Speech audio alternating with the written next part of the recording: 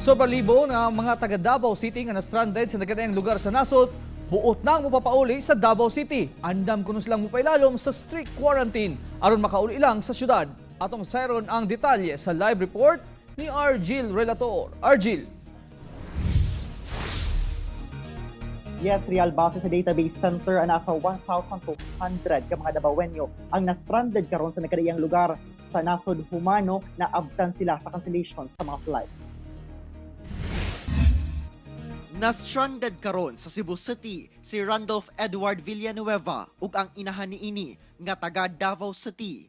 Human na abdan sa pagpatuman sa cancellation sa flights.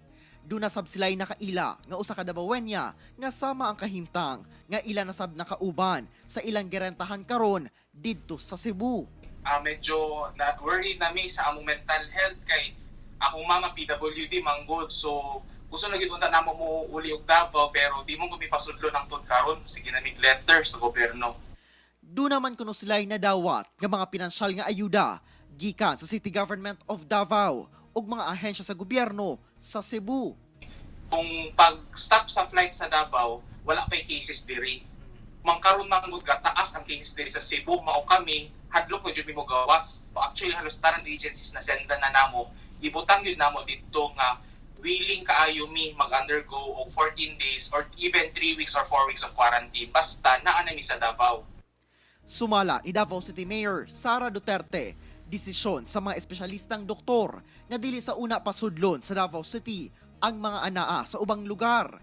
Tungod ang isa ka doktor nagtabag na siya, niingon siya na ang 400, kung magpasulod daw ta o say 500 ka buo tao, ang 410 ka buo nga 416 ka buok na bed, ingon siya, is not enough to accommodate a new wave of infections na manggikan na sa mga musulod. hinoon magpadayon ng assistance na ginahatag sa LGU sa mga stranded nga moabot na ang ihap ngadto sa 1,200 base sa database center.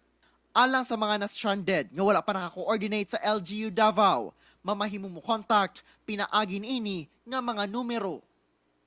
Ako si Argil Relator para sa One Mindanao. Real sa karon ginahulat na lang ang recommendation gikan sa mga espesyalistang doktor no kung kanus agayod no makauli ang kini mga na-stranded nga mga Davaoenyo sa nagkanilaing lugar sa nasod. Sumala sa City Government of Davao gina-assure nila nga sa matag adlaw gina-discuss kini nila aron mahatagan og solusyon ang maong problema. Real. Daghang salamat Argil Relator.